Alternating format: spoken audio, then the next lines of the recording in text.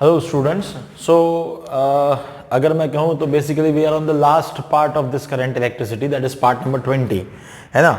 ऐसा देखा जाए तो कॉन्सेप्चुअल लेवल पे या थियोरी लेवल पे हमारे लिए आज आखिरी पार्ट है और इसके बाद 2 पार्ट्स और होंगे। जैसे कि मैंने आपको पहले भी कमेंट किया था कि हम 2 पार्ट्स जो लेंगे इसके बाद के करंट इलेक्ट्रिसिटी के, वो कंप्लीटली सिर्फ और सिर्फ न्यूमेरिकल बेस्ड होंगे।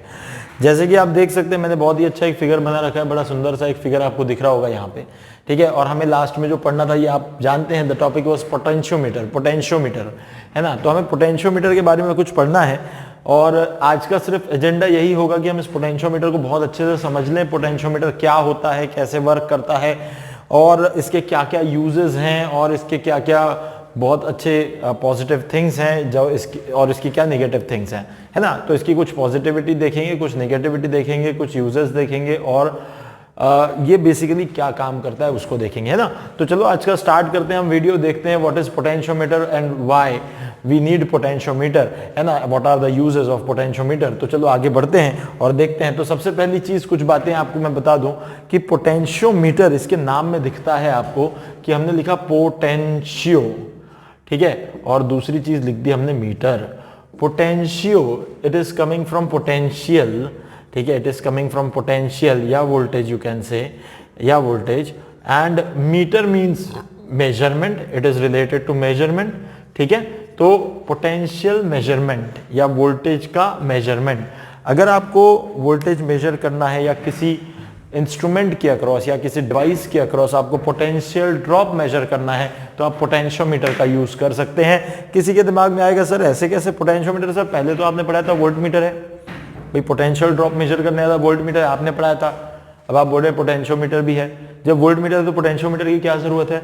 देखो भाई देखो, कुछ बातें हैं जो अपनी अपनी जगह हैं, दोनों ही चीजें डेफिनेटली पोटेंशियल डिफरेंस मेजर करती है। एक वोल्टमीटर लोगे तो भी पोटेंशियल डिफरेंस मेजर करेगा, एक पोटेंशियोमीटर लोगे तो भी पोटेंशियल डिफरेंस ही मेजर करेगा।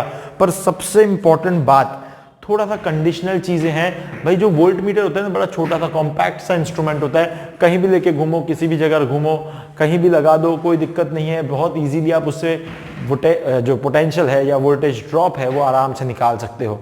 वहीं ये पोटेंशियोमीटर एक बड़ा बल्की सा डिवाइस है, बड़ा इंस्ट्रूमेंट है। यहाँ जो वायर लगा है ना पोटेंशियोमीटर का वायर, ये भी कुछ लंबा है, बहुत लंबा, काफी बड़े मीटर, काफी बड़ी लेंथ का होता है, लगभग 10 मीटर के आसपास का होता है। तो ये काफी बड़ा सा, ये एक्चुअली पोटेंशियोमीटर ऐसे छोटा मोटा इंस्ट्रूमेंट नहीं है, ये एक बड़ा टेबल पे बनाया जाता है। टेबल रहता है किसका, उस टेबल पे इसको बरोबर लगाया जाता है, 2 एंड्स पे वायर को पहले अरेंज किया जाता है, वायर को अरेंज करने के बाद में बैटरी लगाई जाती है, बाकी की सारी प्रोसेस की जाती है। तो ये पोटेंशियोमीटर अपने आप में बड़ा बल्की सा डिवाइस है, बल्की सा इंस्ट्रूमेंट है, I would say rather. And voltmeter बड़ा छोटा सा इंस्ट्रूमेंट है। सर फिर क्यों लगा रहे पोटेंशियोमीटर, जब इतना बल्की है, जब इतना बड़ा सा है, कोई यूज उसका वोल्टमीटर तो हमें वही दे रहा है जो पोटेंशियोमीटर दे रहा है, यानी दोनों पोटेंशियल ड्रॉप्स को मेजर करके दे रहे। फिर क्यों, व्हाई वी नीड पोटेंशियोमीटर। भाई पोटेंशियोमीटर का यूज, अब तुम बोलोगे सर भाई हाथी जो है वो भी हमारा सामान ढोता है और गधा है वो भी सामान ढोता है, गधा छोटा होता है हाथी बड़ा होता है, तो फिर जब गधा सामान ढो सकता है हाथी भी सामान ढो सकता है, तो हाथी क्यों पालना, गधा पाल के काम हो जाता है। ऐसा नहीं, गधे के अपने अपने उसके यूजेस हैं, अपनी उसकी इंपॉर्टेंस है, हाथी की अपनी यूजेस है, उसकी अपनी इंपॉर्टेंस है, दोनों के सामान ढोने के लिए अपने अपने रीजंस हैं और अपनी अपनी एफिशिएंसीज हैं। तो ये जो पोटेंशियोमीटर है एक हाथी है, वोल्टमीटर एक गधा है, गधा मत बोलो उसको, छोटा प्राणी है। पोटेंशियोमीटर बड़ा प्राणी है, वोल्टमीटर छोटा प्राणी है। पर पोटेंशियोमीटर की क्यों जरूरत है ओवर वोल्टमीटर, ये सीखना समझना बहुत जरूरी है। तो एक बात समझे, सबसे बड़ी बात, ये बल्कि है, बड़ा है, पर एक्यूरेट है। इतना एक्यूरेट है कि आपको इतनी जबरदस्त रीडिंग देता है, जिस भी आप पार्ट के अक्रॉस लगाओगे, जिस भी आप डिवाइस के अक्रॉस लगाओगे, वो एकदम ट्रू रीडिंग, ट्रू पोटेंशियल उस डिवाइस का, उस पर्टिकुलर पार्ट का आपको मेजर करके देगा। वहीं वोल्टमीटर के अंदर वो एक्यूरेसी नहीं होती जो हमें पोटेंशियोमीटर में मिलती है। Potentiometer is more accurate as compare to voltmeter. ये एक पोटेंशियोमीटर का एडवांटेज हो गया। और वोल्टमीटर का दूसरा एक समझ सकते हो डिसएडवांटेज हो गया कि वोल्टमीटर की एक्यूरेसी अच्छी नहीं है, बहुत एक्यूरेट, यानी आप ये कह सकते हो कि उसमें थोड़े एरर इसके कंपैरिजन में ज्यादा है, इससे आने वाली रीडिंग ज्यादा एक्यूरेट होती है, ये आप कह सकते हो। फिर एक डिसएडवांटेज अगर आप पोटेंशियोमीटर का देखो तो वही एडवांटेज वोल्टमीटर के लिए बन जाता है। पोटेंशियोमीटर इज बल्की, हैवी बड़ा सा इंस्ट्रूमेंट, वहीं वोल्ट मीटर छोटा सा इंस्ट्रूमेंट, इजी टू कैरी, कहीं भी आप उसको असेंबल कर सकते हो, कहीं भी आप उसे यूज कर सकते हो, बहुत इजीली आप उसके साथ चीजें मैनेज कर सकते हो। तो ये वोल्ट मीटर की तरफ पॉइंट जाता है। वोल्ट मीटर को इसका एडवांटेज, हम वोल्ट मीटर में एडवांटेज काउंट करेंगे। अब तीसरी इंपॉर्टेंट बात है कि potentiometer can measure the EMF of cell, but voltmeter cannot measure the EMF of cell. Voltmeter can only measure the terminal potential of the cell.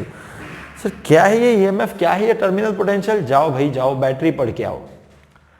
अगर आप पीछे जाएंगे तो कुछ समय पहले, कुछ वीडियोस पहले, शायद मेरे ख्याल से याद नहीं मुझे, 5वें-6वें नंबर का वीडियो होगा, इस वीडियो के डिस्क्रिप्शन बॉक्स में दे दूंगा उसकी लिंक। तो बैटरी पढ़ के आओ, बैटरी से जाके समझ में आएगा कि किसी बैटरी का ईएमएफ क्या होता है और बैटरी का टर्मिनल पोटेंशियल क्या होता है। तो ये पोटेंशियोमीटर के हक में जाता है पॉइंट कि जो पोटेंशियोमीटर है वो आपको बैटरी या सेल का ईएमएफ देता है, वहीं जो वोल्ट मीटर है अगर आप उसको सेल या बैटरी के अक्रॉस लगाओगे तो वहां वो सिर्फ और सिर्फ आपको उसके अक्रॉस टर्मिनल पोटेंशियल देगा, ईएमएफ नहीं देगा। तो ये हक जाता है पोटेंशियोमीटर के हर पार्ट पे। तो ये सारी बातें मैंने यहाँ पे लिख रखा है, ये रखा है, देखो जरा क्या लिखा है। It is an instrument which is used to measure potential difference across any device. पहली बात, पोटेंशियल डिफरेंस देता है हमें। It can also measure EMF of battery which can not be measured by voltmeter. अभी बताया voltmeter can measure the terminal potential while the potentiometer can measure the EMF of the cell or a battery. It is more accurate, that it is का मतलब potentiometer is more accurate as compared to voltmeter। ये बात भी बताई थी, voltmeter से ज्यादा comparable accuracy है उसकी। और it is bulky instrument while voltmeter is compact and easy to handle instrument।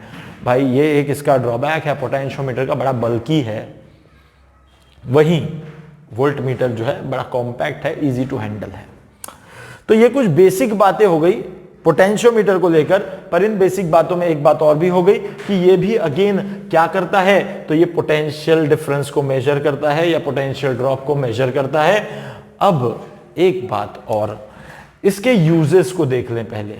मैं लिख दूंगा यहां पे यूजेस में फर्स्ट यूज, इसका सबसे इंपॉर्टेंट यूज, सबसे ज्यादा जरूरी use, it measures EMF of cell.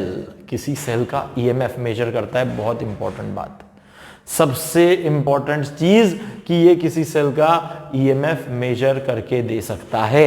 और दूसरी चीज, it can be used to compare EMFs of two cells. कोई दो सेल्स हैं आपके पास, पहली बात एक ऐसा सेल है जिसके ईएमएफ के बारे में आपको कोई खबर नहीं है, आप उसका ईएमएफ निकाल सकते हो, पोटेंशियोमीटर निकाल के देगा इसके बारे में। इसके बाद अगर आपके पास कोई दो सेल्स पड़े, उसके ईएमएफ के बारे में खबर नहीं है, दो सेल्स हैं, उनके ईएमएफ को कंपेयर करना है तो वो करके देगा। और तीसरी बात जो मोस्ट इंपॉर्टेंट है, it can be used to determine, ये बहुत इंपॉर्टेंट यूज है इसका, the internal resistance, to determine the internal resistance of cell। It is very important, internal resistance small r। जैसे आपके पास कोई सेल पड़ा है, यू डोंट नो उसके पास भाई क्या ईएमएफ है, उसके पास क्या इंटरनल रेजिस्टेंस है, आप उसके बारे में कुछ भी नहीं जानते, तो आप उस सेल का ईएमएफ भी निकाल सकोगे इस पोटेंशियोमीटर से, आप साथ ही साथ उस सेल का इंटरनल रेजिस्टेंस भी निकाल सकोगे इस पोटेंशियोमीटर से। और साथ ही साथ कुछ सेल्स हैं, अगर आपको उसके ईएमएफ को कंपेयर करना है, यानी रेशोज देखने हैं आपके कि भाई इसका E1:E2 कितने रेशो का है, क्या रेशो का है, तो आप वो भी निकाल सकते हैं। यानी काफी काम की चीज है, बहुत जबरदस्त चीज है, बहुत बढ़िया काम करता है, बहुत एक्यूरेट है। भले ही हाथी है तो क्या हुआ, ज्यादा काम का है। वहीं यही सारी बातें आप वोल्टमीटर के साथ नहीं कर सकते। These are the most important uses of potentiometer, that is the reason why we require potentiometer. So I think this is very much clear to you why we require potentiometer. तो यहां तक आपने इसको लिख लिया होगा, आई थिंक इसको complete कर लिया होगा। अब मैं इस पोटेंशियोमीटर के सर्किट डायग्राम पे आता हूं और सर्किट डायग्राम के साथ मैं उसकी वर्किंग समझाता हूं, ठीक है। तो जैसे कि आप देख रहे हैं ऑलरेडी पोटेंशियोमीटर की सर्किट डायग्राम जो है वो मैं बना रखी है यहाँ पे, और वो सर्किट डायग्राम को आप देख रहे हैं तो ये यूजेस आप लिख लेंगे, मेरे ख्याल से पॉज करें, लिख लें इसको। वेरी इंपॉर्टेंट यूजेस, ये हम यूजेस अभी जो है एक एक यूज जो है सारे के सारे मैं आपको यहाँ सॉल्व करके दिखाऊंगा, एक एक यूज जो है मैं बिल्कुल निकाल के बताऊंगा सारी चीजें, डोंट वरी। तो ये हेडिंग्स जो है वो आपने लिख ली होगी आई थिंक। अब हम आ जाते हैं सर्किट डायग्राम पे। तो जो सर्किट डायग्राम है ना, दिस इज समथिंग, पहले तो इसमें क्या क्या लिखा हुआ है पहले आप देख लो। ये जो नीचे वाला भाग है अभी के लिए, ये जो नीचे वाला पार्ट है, ये जॉकी वाला पार्ट, इसको मैं हटा देता हूं, इसका भी कोई काम नहीं है। ये जो नीचे वाला ये जो नीचे वाला सेक्शन है इसको छोड़ देते हैं अभी। तो आप ये ऊपर देख पा रहे एक बड़ी सिंपल सी सर्किट है, एक बैटरी है, एक की है, की तो हमें डालनी पड़ती है भाई, सर्किट को एक्टिवेट करने के लिए की डालनी पड़ती है। रियोस्टेट, रियोस्टेट क्या होता है, तो variable resistance, this is variable resistance, ठीक है। अब आपने क्या किया, यहां एक बड़ा वायर लगाया, this is potentiometer wire of 10 metres, लगभग 10 मीटर के आसपास का ये होता है, काफी बड़ा वायर होता है। अब एक बात ऐसी है भाई कि sir 10 metre wire, 10 metre, 1 metre इतना होता है, देखो इतना। अब 10 मीटर लगभग इसको देखोगे तो इसका 10 गुना, लगभग ये 1 मीटर है, इसका 10 गुना, कितना लंबा वायर होगा वो। अब हुआ क्या, इतना लंबा वायर सर एक टेबल पे कैसे जोड़ेंगे सर, तो उसको क्या किया गया, ये बनाया गया, देखो देखो ये जो सर्किट देख रहे हो तुम, ये सिमिलर टू दिस, यही सर्किट वहां बना। ये जो आप देख रहे हो ना बड़ा सुंदर सा दिख रहा है, ए से बी तक ये इस तरह जिगजैग जिगजैग दिख रहा है, ये जो दिख रहा है ये हमारे पास है हमारा पोटेंशियोमीटर वायर, जो यहां ऐसा दिख रहा था। सबसे बड़ी बात इसमें भी हमें वायर जो लेना है, wire should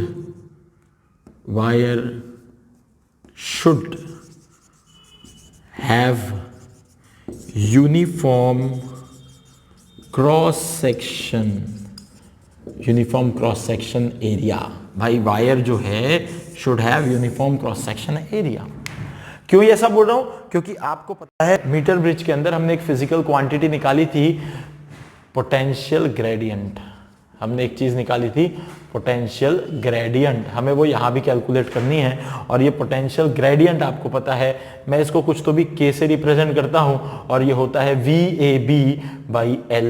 L is nothing but what is L, what is L, what is L, what is VAB, what is VAB, this VAB is nothing but the potential drop, this is nothing but the potential drop across wire AB, this is nothing but the potential drop across wire AB. And what is L? This is nothing but the length of wire AB. This is nothing but the length of wire AB. This is wire AB. This is of the length AB of length 10 meter, और VAB is nothing but potential drop across AB. आप देखेंगे battery का EMF ही है, इसके पास मैंने कुछ internal resistance नहीं दिया है, पर यहाँ जो कुछ तो भी VRH आ जाएगा, कुछ तो भी पोटेंशियल ड्रॉप आ जाएगा। इसका मतलब रफली आप यहां कह सकते हैं कि जो VAB है वो E माइनस VRH के बराबर है, ये आप कह सकते हैं रफली। यानी आप क्या करेंगे, इस बैटरी के EMF में से इसके अक्रॉस ड्रॉप को कम कर देंगे, जो बचा हुआ ड्रॉप है वो वायर AB के अक्रॉस आएगा, और वही potential drop per unit length, potential drop per unit length is nothing but potential gradient. Very important thing here, very important thing, potential gradient निकालना पड़ेगा। ऑलरेडी इसको मैं मीटर ब्रिज में बता चुका था, थोड़ा मीटर ब्रिज लास्ट वाले वीडियो में जाके देखेंगे, पोटेंशियल ग्रेडियंट के बारे में समझ में आएगा। Potential gradient is nothing but potential per unit length on the wire, potential per unit length on the wire. क्यों निकालते सर ये पोटेंशियल पर यूनिट लेंथ, क्योंकि हमें किसी भी लेंथ का पोटेंशियल मिल जाएगा भाई, ये पोटेंशियल पर यूनिट लेंथ है। मान लो कि अगर इस AB के अक्रॉस जो कि 10 मीटर का है, अगर ये AB के अक्रॉस जो पोटेंशियल है वो 10 वोल्ट आता है और लेंथ भी 10 मीटर है, तो पोटेंशियल ग्रेडियंट यानी K की वैल्यू क्या आ जाएगी, पोटेंशियल पर यूनिट लेंथ यानी 10/10 वोल्ट पर मीटर, यानी K की वैल्यू आ गई 1 वोल्ट पर मीटर। इसका मतलब 1 वोल्ट 1 मीटर पे, इसका मतलब 1 मीटर की लंबाई पे 1 वोल्ट, 1 मीटर की लंबाई पे 1 वोल्ट, 0.1 मीटर की लंबाई पे 0.1 वोल्ट, 0.1 मीटर की लंबाई पे 0.1 वोल्ट, उससे भी कम अगर लंबाई लोगे तो उससे भी कम वोल्ट। यानी आपको पता चल गया लीनियरली कितने मीटर पे कितना वोल्ट है, तो कितने मीटर पे कितना वोल्ट है। जैसे 1 वोल्ट 1 मीटर पे, 1 वोल्ट 1 मीटर में, मैंने कहा भाई 5 मीटर पे कितना वोल्ट है, यहां से 5 मीटर पे कितना वोल्ट है, 1 मीटर पे 1 वोल्ट है, तो 5 मीटर पे कितना वोल्ट है, 5 मीटर पे कितना वोल्ट है, तो 5 मीटर पे 5 वोल्ट है। बस ठीक हो गई बात, बहुत सिंपल चीज है। तो यहां से अगर आप देखेंगे तो इस तरीके की चीजें हम देख सकते हैं, इस तरीके की चीजों को हम कर सकते हैं। ये बड़ा सिंपल है, बेसिक सा है, एकदम बेसिक चीज है। अगर आप इसको मानते हैं, इसको समझ के चलते हैं तो बड़ा मजा आएगा, बहुत जबरदस्त चीज होगी, ठीक है ना। तो अब हम क्या करते हैं, पोटेंशियल ग्रेडियंट हो गया, इस तरीके से हमने पोटेंशियल पर यूनिट लेंथ भी निकाल दी। पोटेंशियल पर यूनिट लेंथ यानी किसी लेंथ L पे हमें पोटेंशियल मिल जाएगा, 5 मीटर की लेंथ के लिए 5 वोल्ट का पोटेंशियल मिल जाएगा, 7 मीटर की लेंथ के लिए 7 वोल्ट का पोटेंशियल मिल जाएगा, इतनी सी बात। अब मैं थोड़ा इसके पास आता हूं, ये सर्किट और ये सर्किट एक ही है। मैंने अभी बताया था कि लगभग 10 मीटर का वायर है, यहां से 10 मीटर, ये 1 मीटर का इंटू 10 टाइम्स करो, कितना लंबा वायर हो गया, 10 मीटर, बाप रे। अब इतना बड़ा इंस्ट्रूमेंट नहीं बना सकते ना, तो क्या करते पता है क्या, 1 मीटर का टेबल लेते, 1 मीटर या उससे थोड़ा ज्यादा, 1.5 मीटर का टेबल लेते। 1.5 मीटर का टेबल ले लिया, 1.5 मीटर के टेबल पे क्या किया, 1 मीटर वायर लगाया, फिर उसको टर्न मारा, फिर 1 मीटर वायर लगाया, फिर टर्न मारा, फिर 1 मीटर वायर लगाया, फिर टर्न मारा, फिर 1 मीटर वायर लगाया, टर्न मारा। यानी क्या किया, ये इस तरीके से देखो, 1 metre turn, 1 metre turn, 1 metre turn, 1 metre turn and so on. बस तो ये इस तरीके से, ये देखो ये वायर ए बी वायर है और ये ए बी वायर को ऐसा ऐसा ऐसा ऐसा ऐसा कर दिया, यानी इसको क्या कर दिया, छोटा कर दिया। भाई इतना 10 मीटर कैसे लगाएंगे, तो इसको क्या किया, ऐसे टर्न्स बना दी, close close close close close close close close बना दिए, 10 मीटर वायर आ गया इसके अंदर। अब एक बात सोचो, सर ये थोड़ा सा गड़बड़ लगता है, देखो मैं एक चीज बताता हूं तुम्हें, देखो एक चीज बताता हूं तुम्हें, है ना, एक चीज पे ध्यान देना। मान लो ये बैटरी है, ये यहां पे एक की है, मैं अभी रियोस्टेट को हटा दे रहा हूं और यहां से अपने पास में, यहां से अपने पास ऐसा कुछ अपन ने इसको जोड़ लिया इधर से इधर, ठीक है, और मैंने इसको 1 2 3 ऐसा ऐसा ऐसा ऐसा ऐसा कर दिया कुछ। ये हमारा जो है पॉइंट ए है और ये हमारा पॉइंट बी है। अब यहां से लेके ये जो है पूरा, ये आपका पोटेंशियोमीटर वायर है, ये आपका क्या है, पोटेंशियोमीटर वायर है। सोच के देखो जरा, क्या ये बैटरी का जो पोटेंशियल V था, क्या अब AB के, अब देखो रियोस्टेट या कुछ भी रेजिस्टेंस दूसरा तो है नहीं, ये तो की लगी है, इसमें कोई रेजिस्टेंस है नहीं, ये वाले वायर का रेजिस्टेंस निग्लिजिबल है। ये A से लेके B तक जो है मेरा पोटेंशियोमीटर वायर है, यहां से लेके यहां तक, क्या ये पोटेंशियल V इस AB के अक्रॉस नहीं आ जाएगा, यानी ये मैं नहीं कह सकता कि VAB ही V है। भाई इस वायर को आप कैसे भी लगाओ, कोई दिक्कत नहीं है, पर ये जो पोटेंशियल ड्रॉप आएगा इस पूरे वायर के अक्रॉस, ये पूरे वायर के अक्रॉस जो आएगा वो V आएगा। अब अगर मान लो कि इसको पूरा यहां से ऐसा लेंथ जोड़ते, अपन वायर की ऐसे ऐसे लेंथ जोड़ते और इसकी लेंथ L है, तो आपका पोटेंशियल ग्रेडियंट यानी K जो है वो V/L बन जाएगा। लो फिर से, यानी इस वायर को किस तरह से अरेंज किया है, उससे पोटेंशियल मीटर का वर्किंग नहीं बदलता, उससे पोटेंशियल मीटर का काम नहीं बदलता, पोटेंशियोमीटर तो वही है। आपने वायर को ऐसा स्ट्रेट लगाया तो भी वही काम करेगा, ऐसा ऐसा ऐसा ऐसा जिगजैग लगाया तो भी वही काम करेगा, काम नहीं बदलने वाला, पोटेंशियोमीटर अपना काम पूरा करेगा।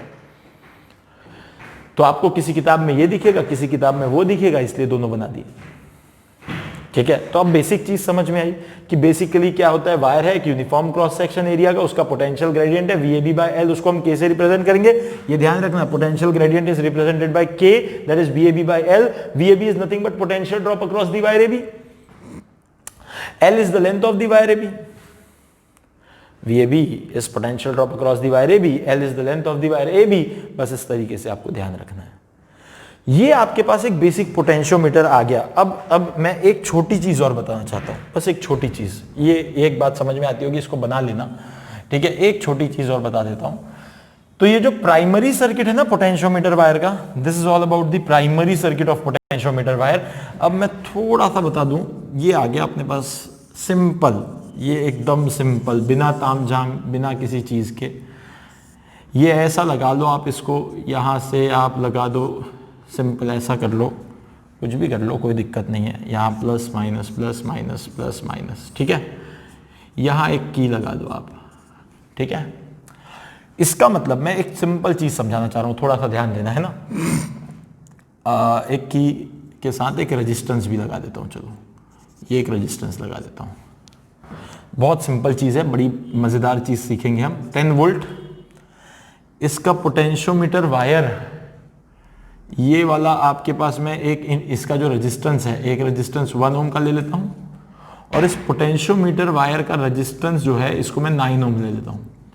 देखना बड़ा मजा आएगा। ये पोटेंशियोमीटर वायर है AB, इसका 1 ओम, इसका 9 ओम, तो जो R इक्विवेलेंट बन के आएगा आपके पास 9 + 1 ओम, दैट इज 10 ओम आ जाएगा आपके पास।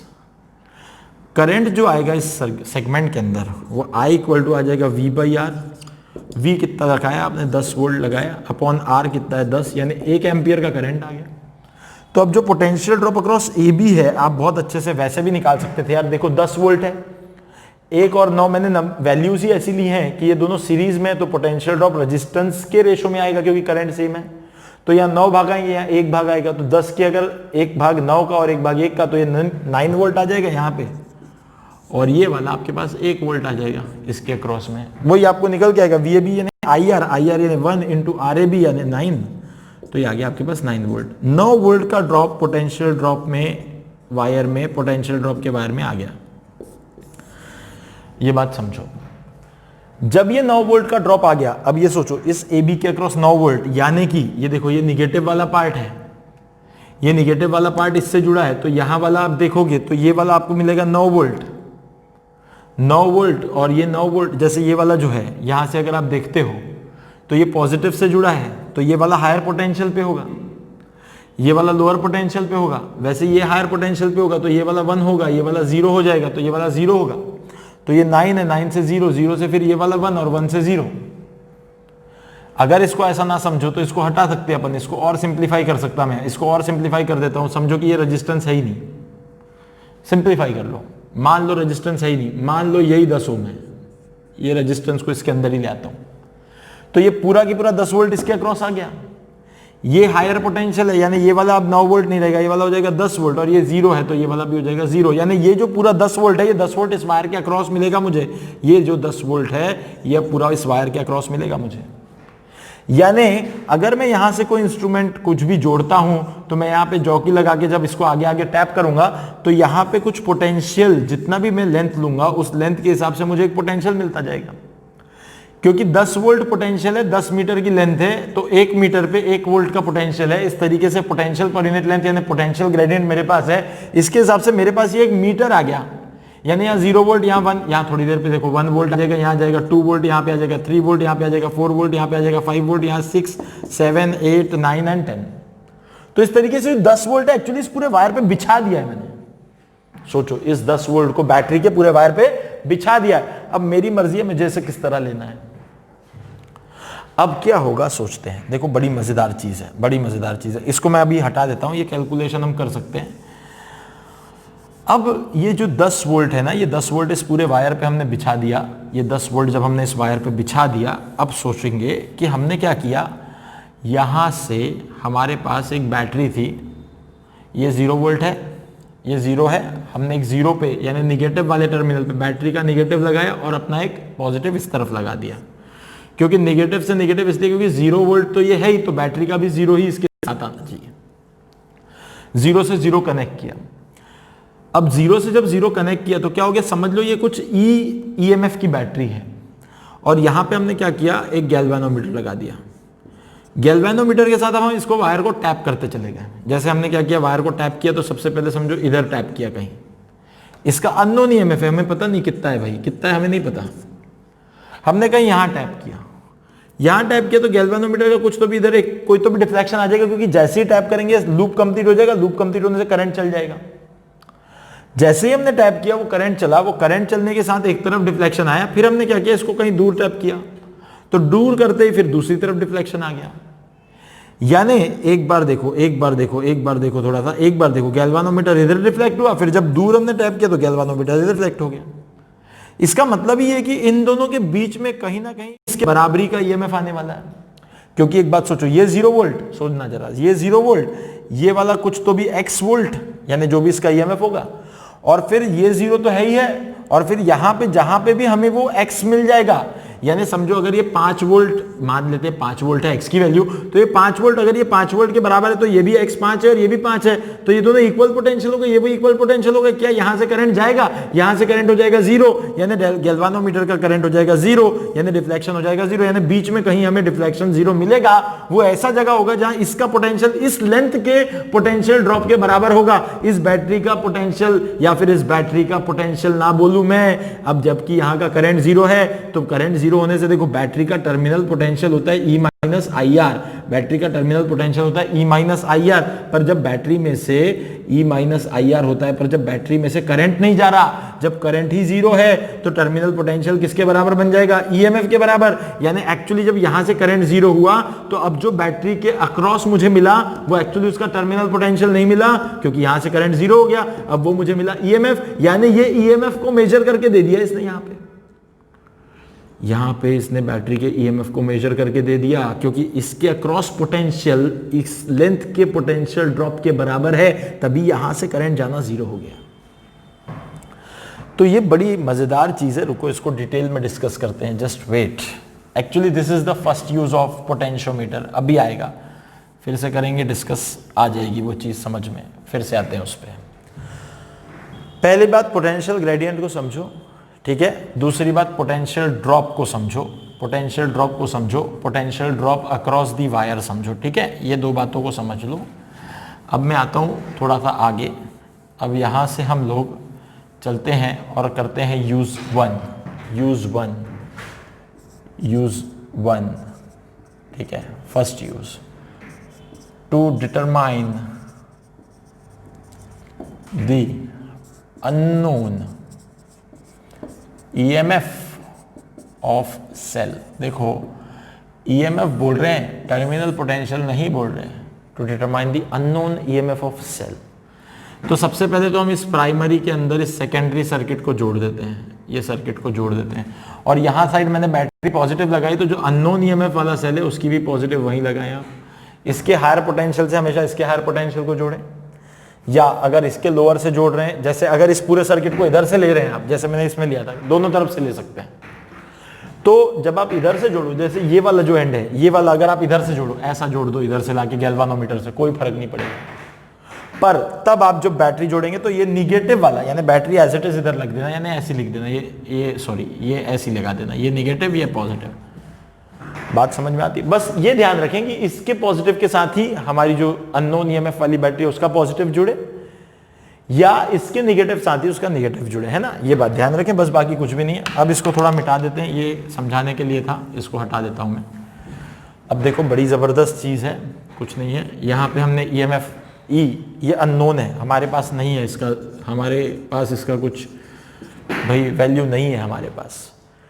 हमने क्या किया, यहाँ से एक जॉकी लगाया, ये जॉकी ले लिया। अब क्या हुआ, सिंपल चीज, यहाँ से बैटरी वो की इंसर्ट कर दी, करंट आई चलना चालू हो गया। पहले हमने क्या किया, जब हमने ये जॉकी बाहर रखा, इससे टच नहीं किया, तो ये लूप कंप्लीट नहीं हुआ, इसीलिए यहाँ से कोई करंट नहीं जा रहा, ये अपना करंट इधर घूम रहा है। इसके लिए एक बात हम डिफाइन कर देते हैं, this is VAB, that is potential drop for wire AB, और potential gradient K is VAB by L। ये हमेशा ध्यान रखें कि इसका potential gradient VAB by L है। इस लेंथ को मैं जनरल 10 मीटर ना लिख के L लिख देता हूं, ठीक है।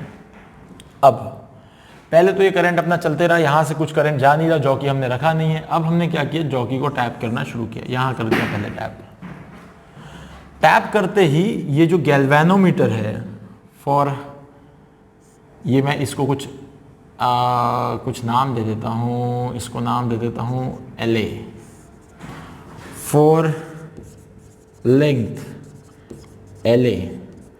गैल्वेनोमीटर ने क्या किया, मैंने कह दिया है कि गैल्वेनोमीटर क्या कर रहा है, गैल्वेनोमीटर इधर डिफ्लेक्ट हो रहा है, थोड़ा ध्यान देंगे। इधर पहले सेंटर पे था, अभी LA के लिए इधर चला गया। फिर क्या किया आपने, इसको कहीं दूर ले जाके यहाँ टैप किया, और ये जो टैप किया, so this length is LB, अब फॉर लेंथ LB, देखो मैं बड़े डिटेल में बता रहा हूँ, फॉर लेंथ LB, तो इसका गैल्वेनोमीटर का डिफ्लेक्शन कुछ इधर आ गया। एक बात तैयार हो गई कि सर अब एक बात तो तय है, मुझे चाहिए जीरो डिफ्लेक्शन, क्योंकि मुझे यहां से करंट जाने नहीं देना है, क्योंकि डिफ्लेक्शन का मतलब यहां करंट है, ये डिफ्लेक्शन का मतलब there is current in the branch which carries this battery, this cell. तो हमारे पास इसका सेल का, इसके अंदर हमें इसका ईएमएफ मेजर करना है, तो यहां से जाने वाला करंट हमें जीरो करना होगा, यहां से जाने वाला करंट जीरो, यानी गैल्वेनोमीटर का डिफ्लेक्शन जीरो चाहिए। तो फिर क्या किया आपने, स्लाइड करते हुए यहां पे आ गए आप, और यहां आपको कुछ एक लेंथ मिल गई, लेट अस से दिस इज L1। अब यहां आप एक बात समझें कि फॉर लेंथ L1 गैल्वेनोमीटर आ गया सेंटर पे, तो यहां लिख देंगे zero deflection, this is called zero deflection. Hence length L1 is the balancing length. Balancing length ये ऐसी लेंथ है जिसमें that is current through cell is zero. This is the length at which current through cell is zero. It shows that अब मैं इस point का कुछ नाम दे देता हूं, this is some point C. It shows that potential drop across A to C is equal to EMF of cell। भाई ये वाला पॉइंट और ये वाला पॉइंट, ये पॉइंट, ये पॉइंट, ये वाला पॉइंट और ये वाला पॉइंट, यानी इसका भी पोटेंशियल A और इसका भी पोटेंशियल हो गया C, तभी तो यहाँ से करंट नहीं जा रहा। इक्वी पोटेंशियल पॉइंट्स हो गए तभी तो करंट नहीं जा रहा। इसीलिए हम कह सकते हैं कि वो जो पोटेंशियल ड्रॉप है AC के अक्रॉस, वो EMF, इस सेल के EMF के बराबर हो गया। Therefore, VAC equal to E, potential drop across AC equal to E। अब ये L1 लेंथ के अक्रॉस कितना पोटेंशियल ड्रॉप है, L1 लेंथ, इस लेंथ के अक्रॉस कितना पोटेंशियल ड्रॉप है, तो आपके पास पोटेंशियल ग्रेडियंट है। Therefore, we can say VAC equal to potential gradient into L1। Therefore, VAC equal to K into L1. This is the first equation. Therefore, EMF equal to K into L1. This is the result.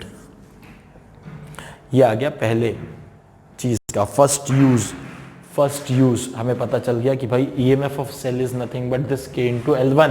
के आपको पता है VAB by L into L1, जो भी आपने यहाँ पे scale रखी है उससे L1 मेजर हो जाएगा और वो L1 इंटू K कर देना तो आपको सेल का EMF मिल जाएगा। बड़ा सिंपल।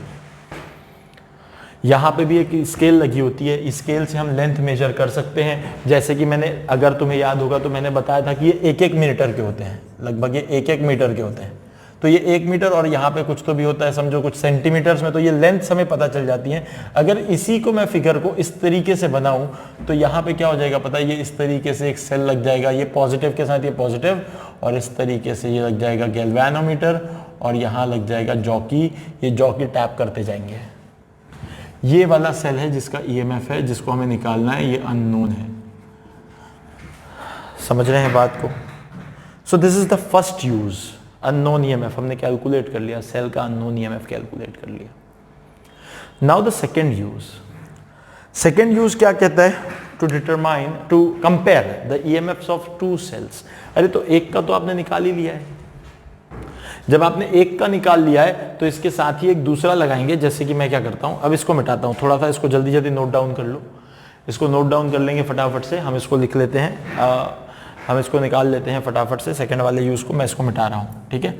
तो इसको जल्दी जल्दी से नोट डाउन करेंगे, ठीक है। अब मैं इसके सेकंड यूज की तरफ जा रहा हूं, इसको मिटा रहा हूं मैं, ठीक है। इसको नोट डाउन करें जल्दी जल्दी। और ये पोटेंशियल ग्रेडियंट वाली जो चीज़ है ये हमारे काम आएगी, ठीक है ना। तो अब अपन क्या करेंगे, सेकेंड यूज 2, उसका मतलब क्या है, to compare EMFs of 2 cells. थोड़ा गड़बड़ है, इसको हमें थोड़ा नीचे लिखना पड़ेगा क्योंकि फिगर बनानी है। तो यहां लिखते हैं यूज 2 टू कंपेयर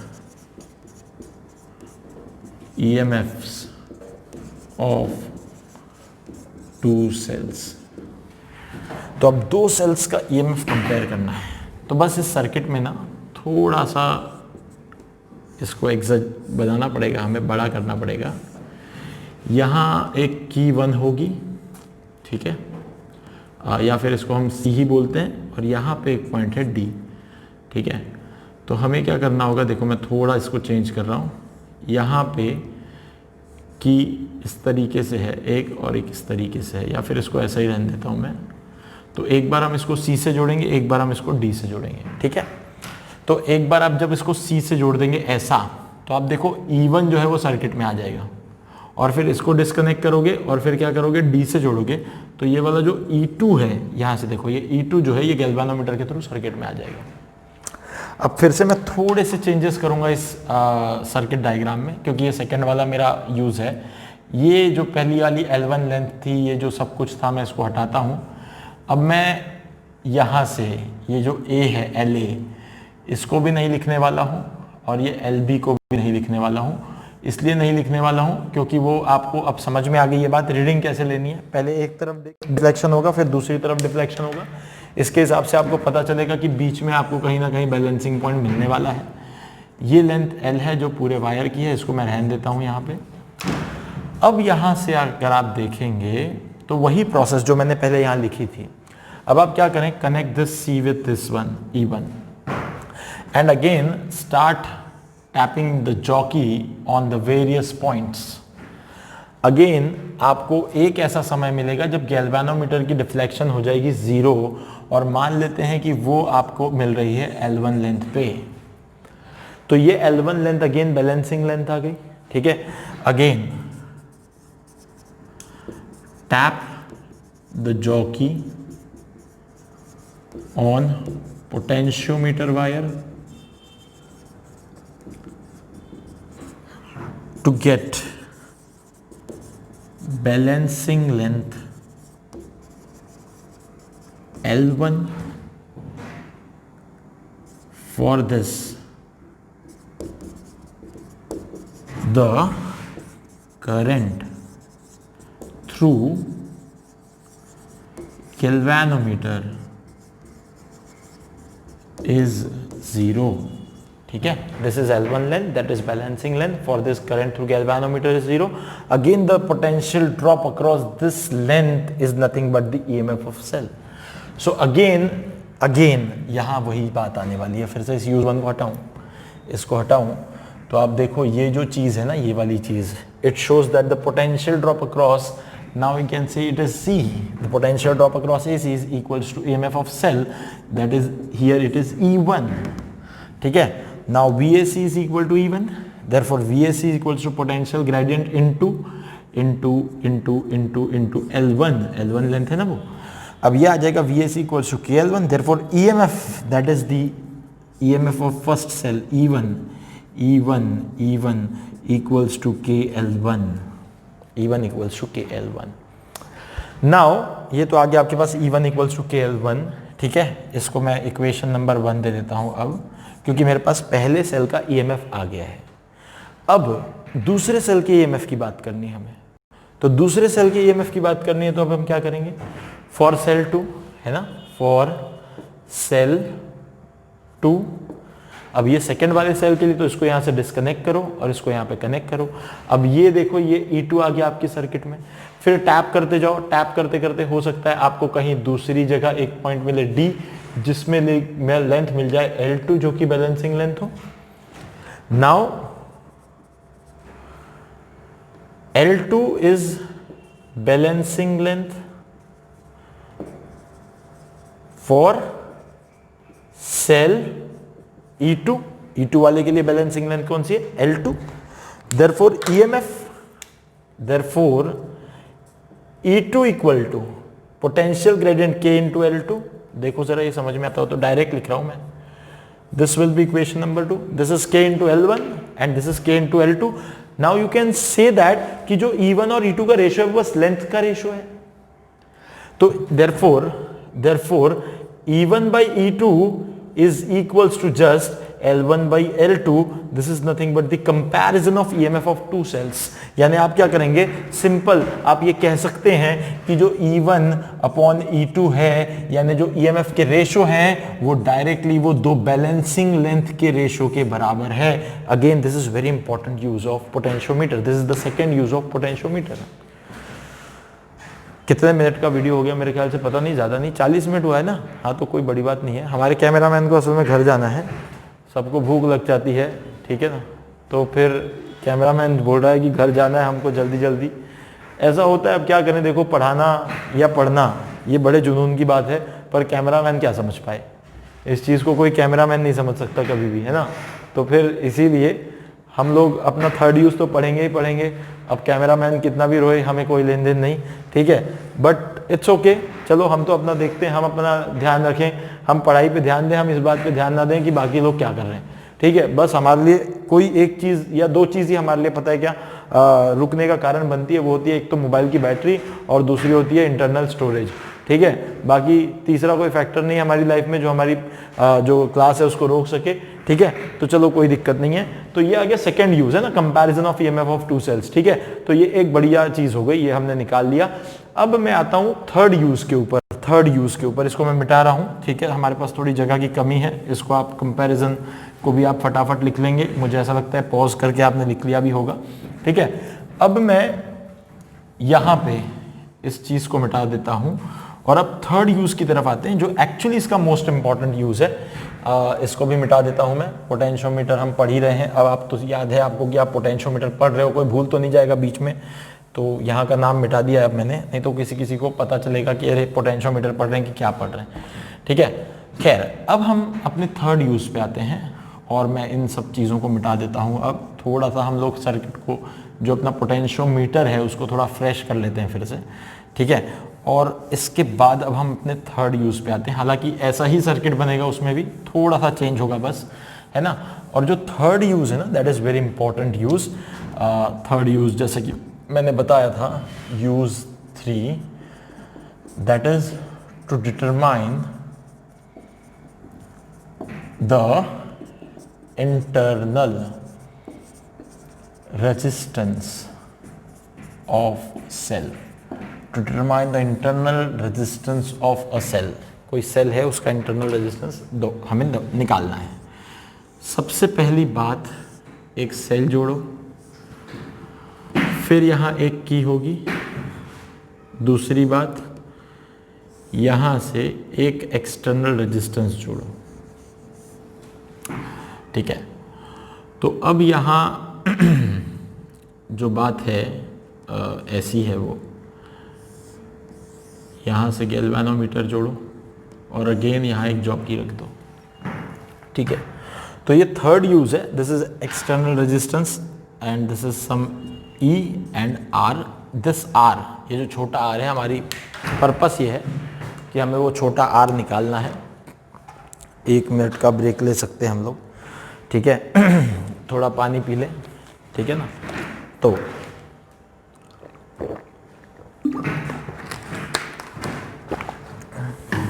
ठीक है. तो ये जो हमारे पास सर्किट है इसको हम थोड़ा इस तरह मॉडिफाई भी कर सकते हैं. यहां एक लगा देते हैं हम की इंसर्ट नहीं की अभी, ठीक है. इस तरीके से हमारे पास एक सर्किट है, मोर और लेस सेम सर्किट है, कोई नई चीज़ नहीं है, वैसा ही है. फिर वही पोटेंशियोमीटर वायर है, फिर वही गैल्वेनोमीटर है, वही जॉकी है, वही हमारे पास एक सेल है. ये सेल जो है इसका EMF E है और इंटरनल रेजिस्टेंस R है. और हमारा पर्पस ही है ये इंटरनल रेजिस्टेंस को निकालना, इंटरनल रेजिस्टेंस छोटा r ऑफ सेल, ठीक है. हमें ये छोटा r निकालना है. बहुत सिंपल चीज़ है. अगेन सबसे पहले बात, इस की को इंसर्ट मत करो, यानी ये रेजिस्टेंस को सर्किट में नहीं लेना है. पहली बार में सिर्फ आपको इसको टैप करना है. तो पहली बार आप जब टैप करोगे, तो जब टैप करते समय आपको सिर्फ और सिर्फ पहली बार में आपको इस सेल का EMF निकालना है. ये कोई ऐसा सेल हमने लिया है जिसका इंटरनल रेजिस्टेंस हम नहीं जानते, हमें कुछ नहीं करना. पहली बार वही चीज, इसको आपने आप यहाँ पे की नहीं इंसर्ट कर रहे हैं, यानी इस रेजिस्टेंस का कोई मतलब है ही नहीं. ये नॉन रेजिस्टेंस हमने लगाया सर्किट में, पर इस रेजिस्टेंस का अभी कोई भी यूज नहीं है। तो इनिशियली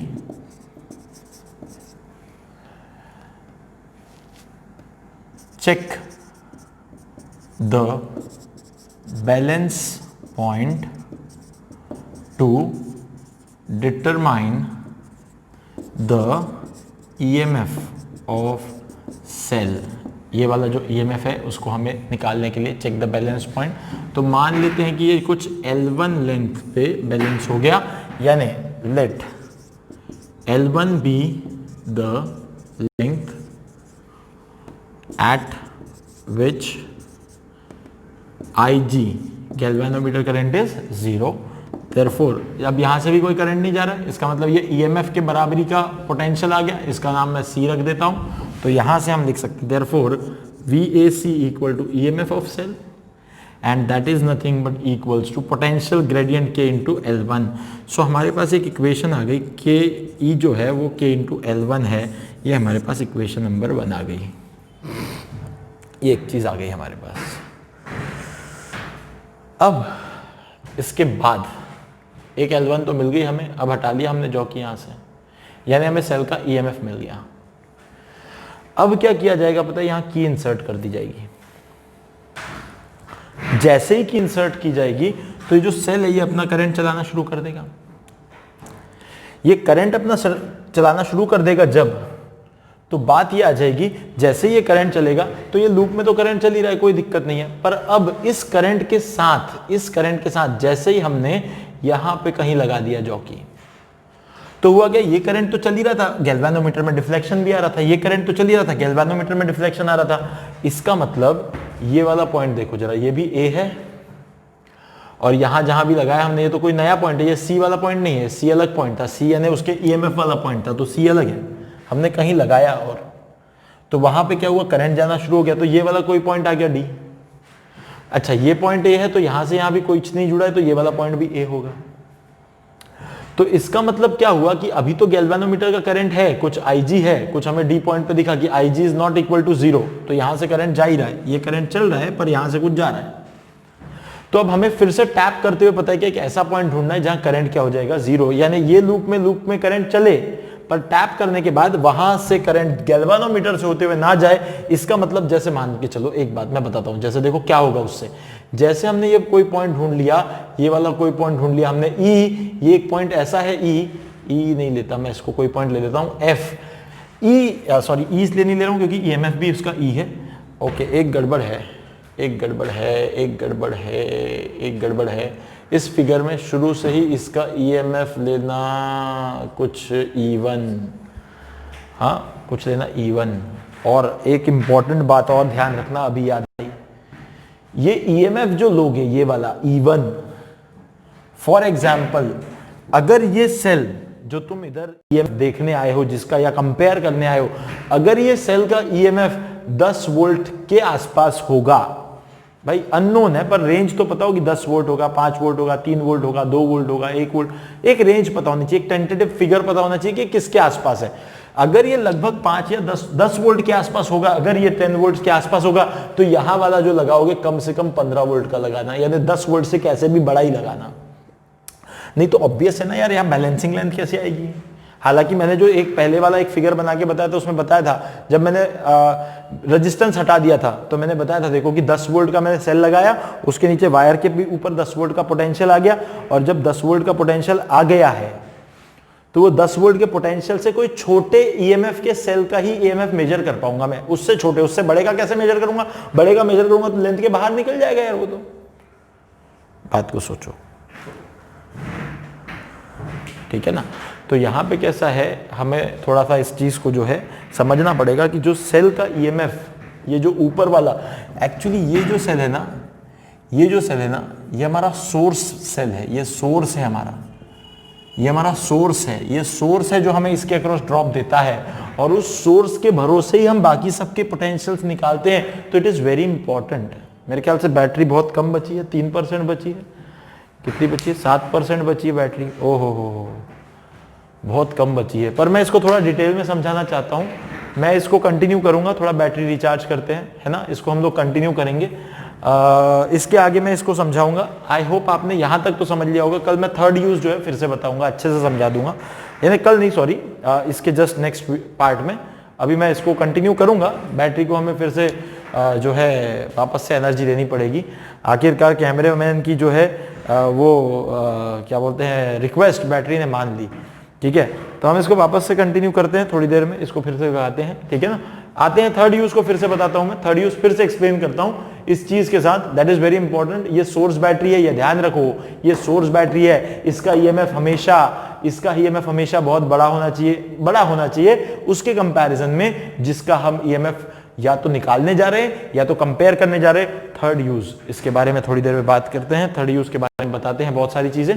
ठीक है, तो आप जैसे देख सकते हैं अभी हम लोगों को थर्ड वाला यूज जो है उसको निकालना था, जिसमें हमें इंटरनल रेजिस्टेंस निकालना था। ठीक है, तो इंटरनल रेजिस्टेंस निकालने के लिए हमने सिर्फ क्या करना है, मैं थोड़ा सा इसको मॉडिफाई करता हूँ, थोड़ा सा इसको चेंज कर देता हूँ, 1 मिनट।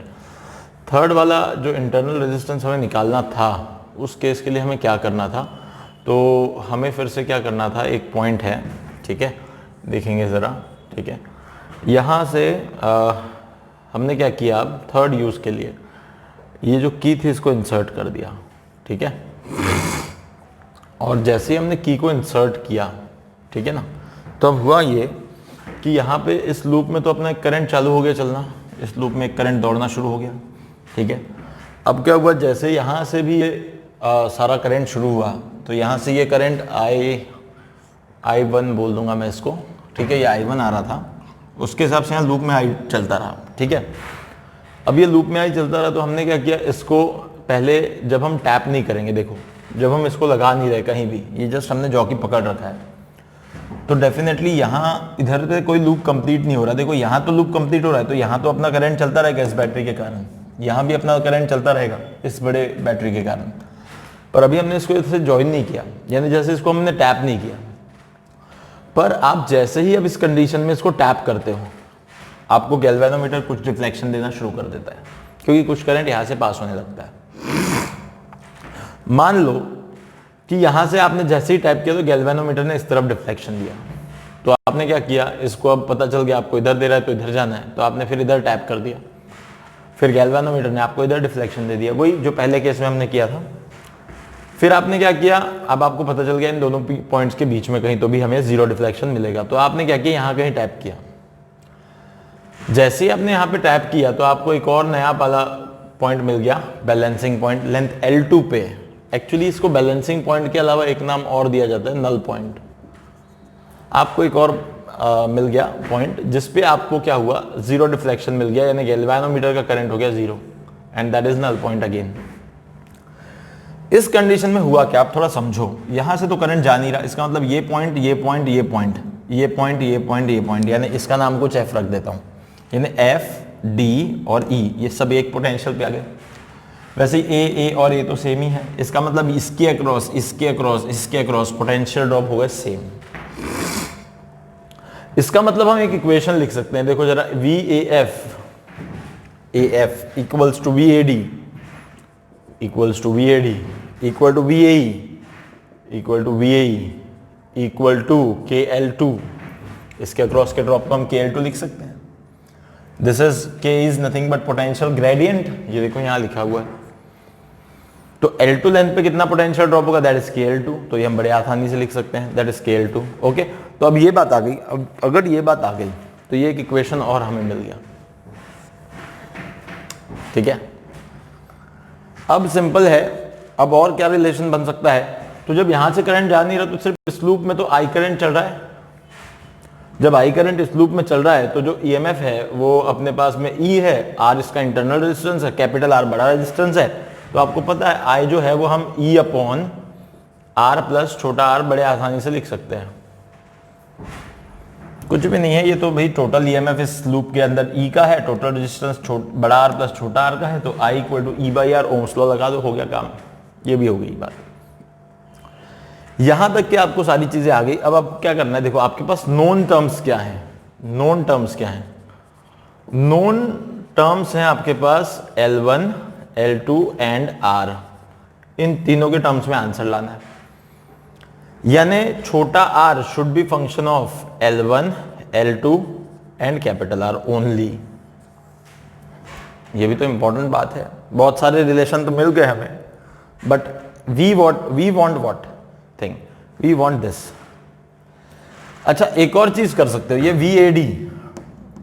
VAD, खैर VAD, VAE, VAF सब लिख लेंगे, बाद में देख लेते हैं अभी क्या करना है। This is equation number 2। अच्छा मैं एक काम करूंगा, डिवाइड 1/2। सर अब 2 में तो बहुत सारे हैं, आपने AF भी लिख दिया, AD भी लिख दिया, AE भी लिख दिया, अपन इसका AD ले लेंगे। AF लेंगे तो AF यानी सीधे सीधे KL2 आ जाएगा, पर AF की खुद की वैल्यू KL2 है, AD की वैल्यू जो है वो भी KL2 है, पर हम उसको AD को और लिख सकेंगे। देखो कैसे, तो अगर हम देखें तो डिवाइड किया अगर तो E/VAD आ गया, और इक्वल टू क्या आ गया आपके पास में KL1, और अपॉन में आ गया KL2, तो ये K काट दो। इसका मतलब आपके पास में क्या आ गया, E/VAD आपके पास आ गया, E/VAD इक्वल्स टू L1/L2। मेरे L1 और L2 तो आ गए। अब मुझे इस E और VAD को हटाना है, पर मुझे छोटा r भी लाना है और बड़ा R भी लाना है। तो मैंने VAD पर्पसफुली लिया था, क्योंकि अब अगर आप देखोगे तो VAD यानी VAD का मतलब ही ये है कि VAD इस बैटरी का एक तरह से टर्मिनल पोटेंशियल है। VAD इसका EMF जो E है उसमें से करंट जा रहा है छोटा I, और उसमें रेजिस्टेंस है R, तो IR तो इसमें ड्रॉप हो जाएगा। तो जो VAD है वो VAD जो है वो E-IR हो जाएगा। याद करो बैटरी में ऑलरेडी हम इस बात को ला चुके हैं। देखो अब मेरा पर्पस हो गया, R भी आ गया मेरे पास, मुझे R लाना था ना, छोटा R, क्योंकि निकालना तो वही है। अगर देखो मैं VAE से करता तो VAE में मुझे छोटा R नहीं मिलता, मुझे बड़ा R मिल जाता। AF में तो मुझे KL2 मिल रहा था, तो इसलिए मुझे VAD पर्पसफुली लेना पड़ा ताकि छोटा R इन्वॉल्व हो जाए इक्वेशन में। अब वो VAD की वैल्यू को उठा के मैं रख दूंगा यहाँ, तो अब VAD कौन है, तो ये है भैया E-IR इक्वल टू आ गया L1/L2। ठीक है, ठीक है सर, यहां तक तो जम गई बात, पर ये E हटाना है, ये I भी हटाना है, वो भी हट जाएगा, सारा हट जाएगा, डोंट वरी। अब आपके पास एक रिलेशन और है I के लिए, E/R+R। तो देखो I को यहां रखते ही E/R+R में देखोगे E कॉमन निकल के E भी कट जाएगा। तो अब आप देखोगे तो यहां क्या आ जाएगा, put I equals to E/R+R, उधर डाल दो, तो E/E माइनस I की वैल्यू E, और अपॉन में R+R, और इंटू छोटा r इक्वल टू L1/L2। फिर इसको थोड़ा सा सॉल्व करते हो अगर आप, तो पहले तो E को कॉमन निकाल के काट दो, और R+R को इधर भेज दो, और R+R को ऊपर भी भेज दो, तो R+R ऊपर आ गया एक तो, और ये R+R इधर भेज दो, ये वाला R तो इधर आ ही जाएगा, यानी क्या हो जाएगा नीचे R+R minus R equal to L1/L2। ये R और ये R कैंसिल हो गया। देखो अब आपके पास में आ गया L1, L2 और R, हमारा काम बन गया। ठीक है, अब यहाँ से हम बड़े आसानी से इसको अरेंज करेंगे। तो हम क्या करेंगे, हमें छोटा r निकालना था बेसिकली, तो हम क्या करेंगे, r प्लस छोटा r अपॉन बड़ा R इक्वल टू L1/L2। तो बस अब इसको हमें थोड़ा सा अरेंज करना होगा, इसको अरेंज करना होगा, 1 प्लस छोटा r बाई बड़ा R आ गया, L1/L2 आ गया, बस छोटा r यानी 1 माइनस L1/L2 लिख दो इसको, या फिर इसको एक काम करो ऐसा लिख दो ना, हमें r निकालना है तो छोटा r बाई बड़ा R equal to L1/L2 minus 1। तो यहाँ से आपके पास छोटे r की जो वैल्यू आ गई वो आ गई r, और यहाँ से आ गया L1/L2 minus 1। So this is the very important formula, this is the very important formula. छोटा r मैं एक बार यहाँ अच्छे से लिख देता हूँ, छोटा r इक्वल टू बड़ा R in bracket L1/L2 minus 1। This is the very important formula to calculate the internal resistance of any cell, very important formula। आपको इसकी बहुत बहुत बहुत ज़्यादा ज़रूरत है।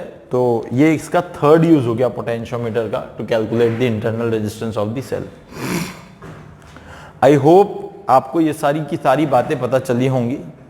इसमें थोड़ा पानी डालना, थोड़ा सा गीला कर देना, उसमें बातें पता चल गई होंगी। तीनों यूज़ के लिए एक बार फिर से ओवरव्यू दे देता हूँ। पहला यूज़ था जिसमें हमें ईएमएफ निकालना था, unknown EMF of cell E निकालना था, तो वो हमने KL1 निकाल दिया था, वही नल पॉइंट निकाला हमने, बैलेंसिंग पॉइंट बार बार बोल सकते हैं। फिर उसके बाद जो नेक्स्ट चीज़ करनी थी हमें, वो ये करनी थी भाई, दो ईएमएफ को कंपेयर करना था, तो वही एक का KL1 आया, एक का KL2 आ गया, डिवाइड कर लिया तो E1/A2 मिल गया हमें। फिर उसके बाद तीसरा जो ये जो यूज़ है, it is the important use, इसके अंदर आपको इंटरनल रेजिस्टेंस निकालना था किसी बैटरी का, तो हमने वो भी निकाल दिया, L2 r equal to R into L1/L2 -1।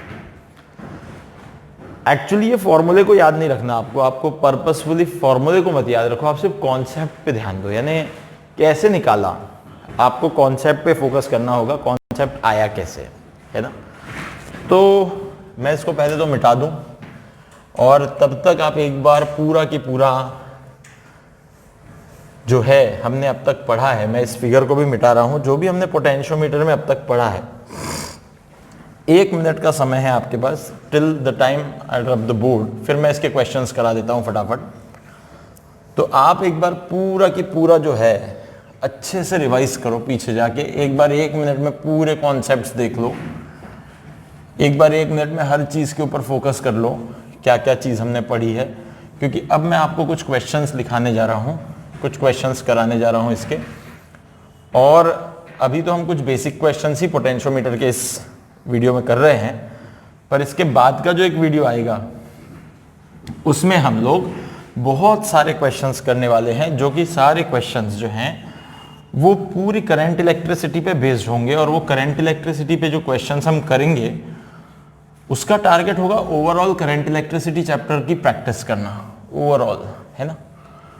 तो हम लोग इस तरीके से करेंगे, ओके। तो अब यहां से मैं सबसे पहले आपको एक क्वेश्चन कराता हूं, बेसिक क्वेश्चन, ठीक है। Question number 1, for the given circuit,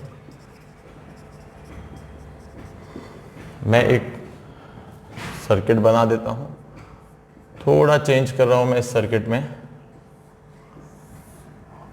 थोड़ा बेसिक चेंज है, चेंज यानी कॉमन सेंस है वो।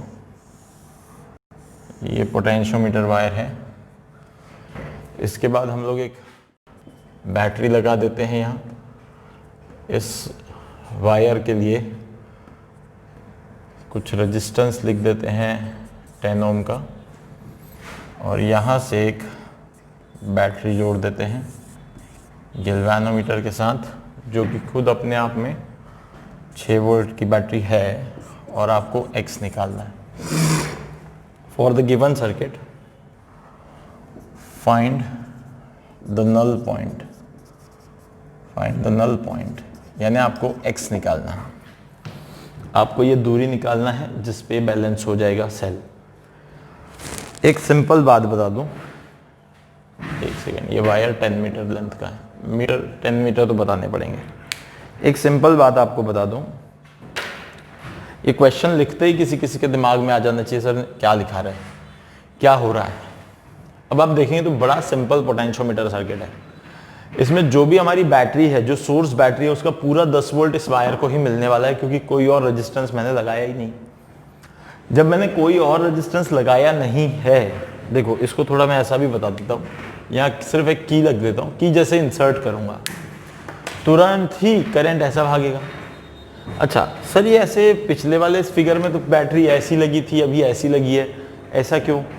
कुछ नहीं, वो भी सही है, ये भी सही है, बस ये था कि इधर जब मैंने पॉजिटिव लगाया था तो इस बैटरी का पॉजिटिव उससे जोड़ा था, अब जब निगेटिव लगाया तो निगेटिव से जोड़ा। कुछ दिक्कत की बात नहीं है, ये पूरा 10 वोल्ट इस वायर के अक्रॉस आ गया, तो हम इसको 0 लेते हैं, इसको 10 लेते हैं, तो यानी ये वाला पॉइंट हो गया 10 वोल्ट का और ये वाला पॉइंट हो गया 0 का। यानी देखोगे तो ये एक स्केल बन गई, वोल्टेज की स्केल, यानी यहाँ 0 के बाद होगा 1, फिर होगा 2, फिर होगा 3, फिर होगा 4, फिर होगा 5, 6 एंड सो ऑन 10 वोल्ट तक, है ना। एक तरह से ये वायर ही पोटेंशियल स्केल बन गई। देखो it is nothing but a potential scale. अब आपको 0 वोल्ट से 10 वोल्ट तक के पूरी रेंज मिल गई है। अब आपके हिसाब से आपने क्या किया, ये इसका बैटरी का 0 है ना, ये 0 से 0 को कनेक्ट किया, तो यहां ये बैटरी का प्लस 6 वोल्ट है, जहां भी 6 वोल्ट आएगा उस लेंथ पे बैलेंस हो जाएगा, जहां भी 6 वोल्ट आएगा उस लेंथ पे बैलेंस हो जाएगा। भाई मैं तो बताऊं तुम्हें, ओरली आंसर निकलता है। आपको पता है कि 10 मीटर, ये जो 10 मीटर का वायर है, 10 मीटर पे 10 वोल्ट है, तो कितने मीटर पे 6 वोल्ट होना चाहिए? तो मेरे हिसाब से तो आंसर आना चाहिए 6 मीटर। सोचो जरा, very simple, directly you can put the answer 6 metre. किसी ने समझ लिया होगा, पर कोई बोल सकता है नहीं सर नहीं, पता नहीं चला क्या किया आपने, कॉन्सेप्ट ही नहीं समझ में आया। ओके, डोंट वरी, सिंपल चीज है। अब आप ये बात तो समझते हैं कि पोटेंशियल ग्रेडियंट के लिख सकते हैं आप। वो पोटेंशियल ग्रेडियंट के यानी क्या होगा, potential drop across the wire that is 10 volt upon the length of wire that is 10 metre, तो it is 1 volt per metre. ये पोटेंशियल ग्रेडियंट आ गया आपके पास सबसे पहले, यानी 1 मीटर की लेंथ के अंदर 1 वोल्ट का पोटेंशियल ड्रॉप है, ये हमें पता चल गया। ये तो बेसिक बात हो गई है ना।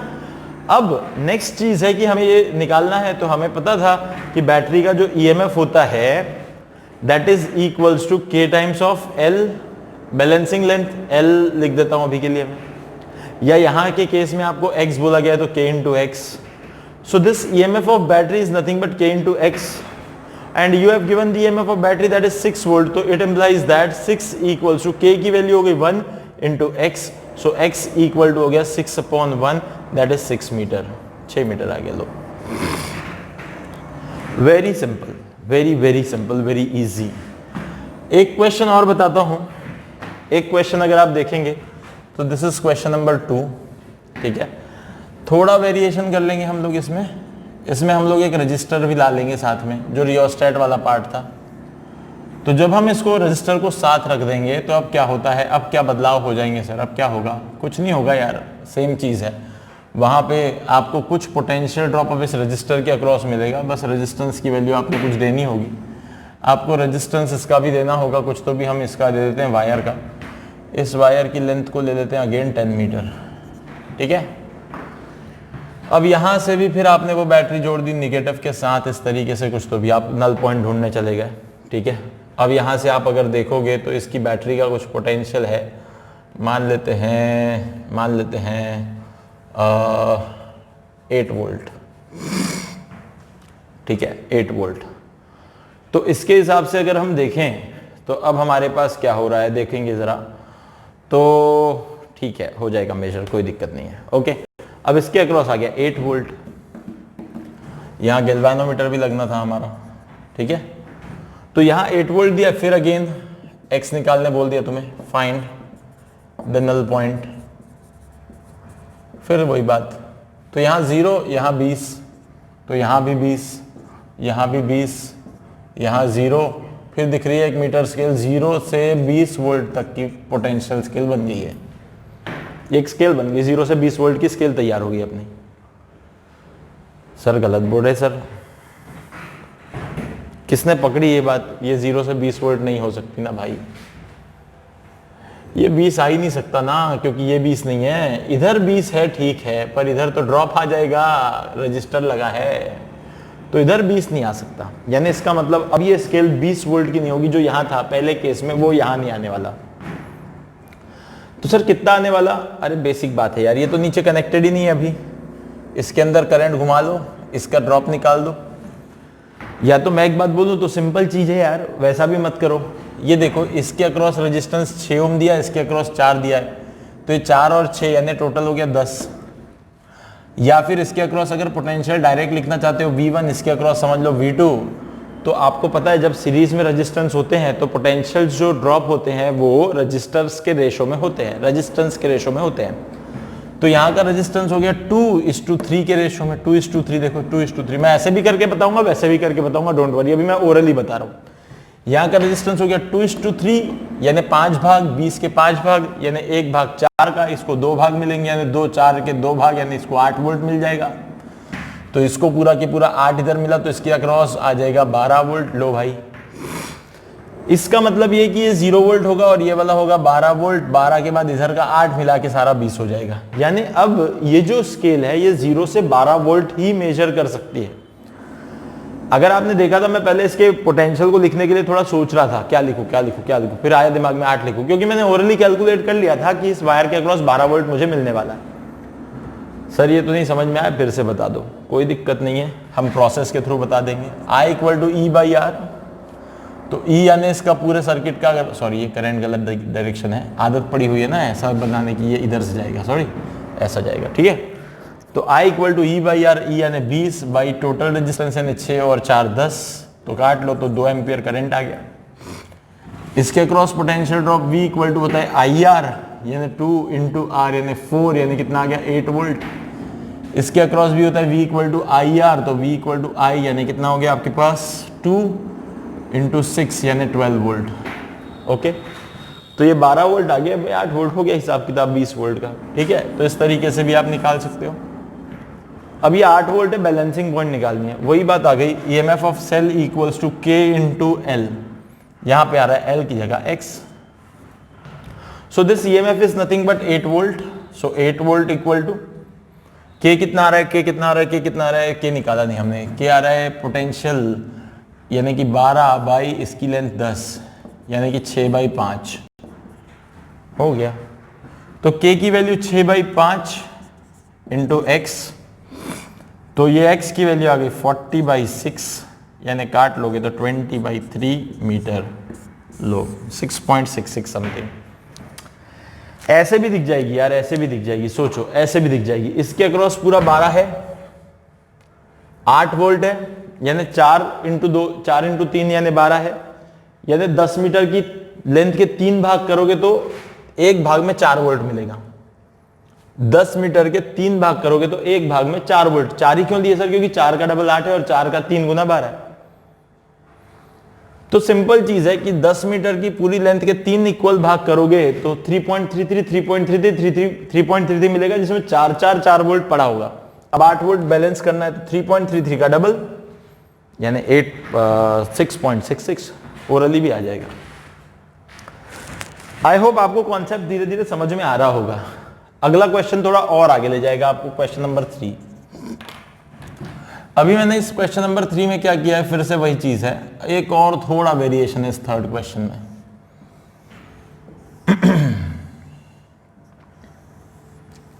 ये अपना पोटेंशियोमीटर वायर है, इसमें 20 वोल्ट का बैटरी लगा दिया हमने, ये 2 ओम का एक रजिस्टर लगा दिया। अब यहां देखोगे आप तो हमने क्या किया, ऐसे हमने 2 सेल लगा दिए। इसकी वैल्यू 4 वोल्ट ले ली, 2 ओम ले ली, इसकी 4 वोल्ट 2 ओम ले ली, और यहां से फिर आपको बैलेंसिंग लेंथ x निकालनी है। Find null point, null point, ठीक है। आई होप ये आपको मिल रहा होगा, दिख रहा होगा। ये इसका लास्ट क्वेश्चन है, इसके बाद हम लोग और काफ़ी सारे क्वेश्चन करेंगे नेक्स्ट वीडियो में, जिसमें हम आपको काफ़ी सारी बातें बताएंगे और बहुत सारे क्वेश्चन करेंगे, मज़ा आएगा, नए क्वेश्चंस करेंगे कुछ।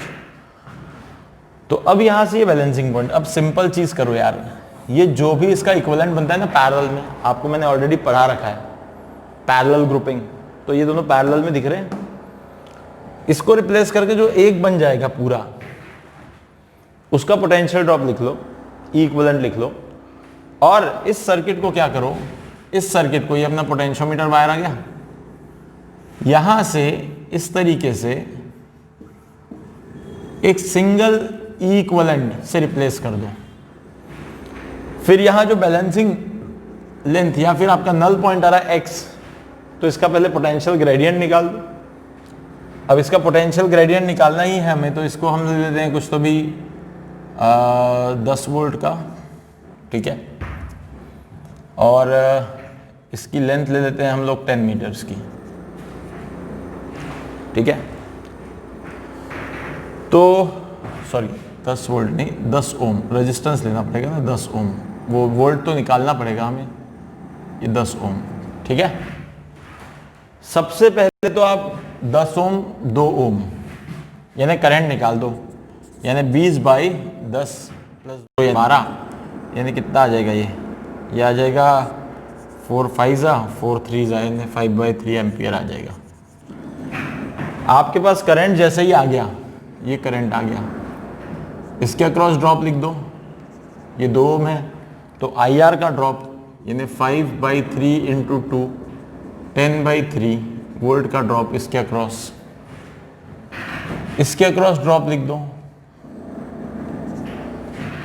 इसके अक्रॉस ड्रॉप लिख दो, इसके अक्रॉस ड्रॉप लिख दो IR, तो R 10 ओम है, तो इसके लिए V आ गया IR यानी कितना हो गया 5/3 इंटू R यानी कितना हो गया 10 यानी 50/3, ये भी आ गया 50/3 यानी कितना होता है 16.33 आई थिंक।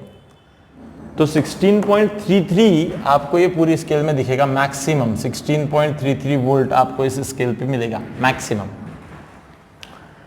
अब इसका जो इक्विवेलेंट बनता है, आपको पता है पैरेलल ग्रुपिंग में क्या होता है, इक्विवेलेंट इक्वल्स टू E1/R1 यानी 4/2, और प्लस से प्लस माइनस से माइनस जुड़े इसलिए प्लस 4/2 अपॉन 1/2 प्लस 1/2, यानी इसका इक्विवेलेंट होता है वो एक तरह से, तो 1 ही आ जाएगा सीधे, 2 और 2 पैरेलल में यानी 1 वो होता है 1/R1 प्लस 1/R2 यानी 1/2 प्लस 1/2, हाफ प्लस हाफ करोगे तो 1 ही बन जाएगा वो भी। ये कटा 2 से, ये कटा 2 से, तो ये क्या बन गया आपका 4/1 यानी 4 वोल्ट आ गया। तो अब सही है भाई, ये इक्विवेलेंट 4 बनता है, 4 बनता है, इसलिए आप इसमें से मेजर कर सकते हो, कोई दिक्कत की बात नहीं है। तो अब आप क्या करोगे, यहां से आगे अब इसको आप सीधे सीधे इस तरह मान लोगे और आपको x निकालना है, तो आपके पास EMF जो आ गया दैट इज 4 इक्वल टू, यानी आप सिंपल लिखोगे ना E इक्वल्स टू पहला यूज अपना KL1 L1 की वैल्यू x है यहाँ पे, तो E जो है अपना वो है 4 इक्वल टू K। अब K निकालना पड़ेगा आपको सबसे पहले पोटेंशियल ग्रेडियंट, तो potential gradient is nothing but 50/3 और अपॉन में कितना आएगा लेंथ इज 10 1 जा 5 जा, so it is 5/3 volt per meter. Okay, just put this 5/3 here, 5/3 into x, so x is 12/5 meter. If you want to calculate, you can calculate it 2 point something 2.4 meter शायद, ठीक है, ये आ गया। So in this way you can calculate these things. Okay ये भी एक बात हो गई। अब एक लास्ट क्वेश्चन में लूंगा, एक आखिरी क्वेश्चन, इसका लास्ट क्वेश्चन बता दूंगा। अब एक आखिरी क्वेश्चन बता दूंगा, थोड़ा ध्यान देना इसमें एक और वेरिएशन आपको बताऊंगा। इस आखिरी क्वेश्चन में एक बात और हम कवर कर लेंगे। Find null point, this is question number 4। Okay, for the given circuit. शायद थोड़ी आवाज़ आपको आ रही होगी, आज फिर से ये कुछ काम चालू है यहाँ। खैर सब अपना अपना काम करते हैं, कोई दिक्कत ही नहीं है। ये आपके पास आ गया एक वायर, ये आपका पोटेंशियोमीटर वायर, ये आ गया 20 वोल्ट, ये आ गया 10 ओम, ये भी 10 ओम का ले लेता हूँ मैं, और 10 मीटर है। अब मैंने क्या किया है, यहाँ से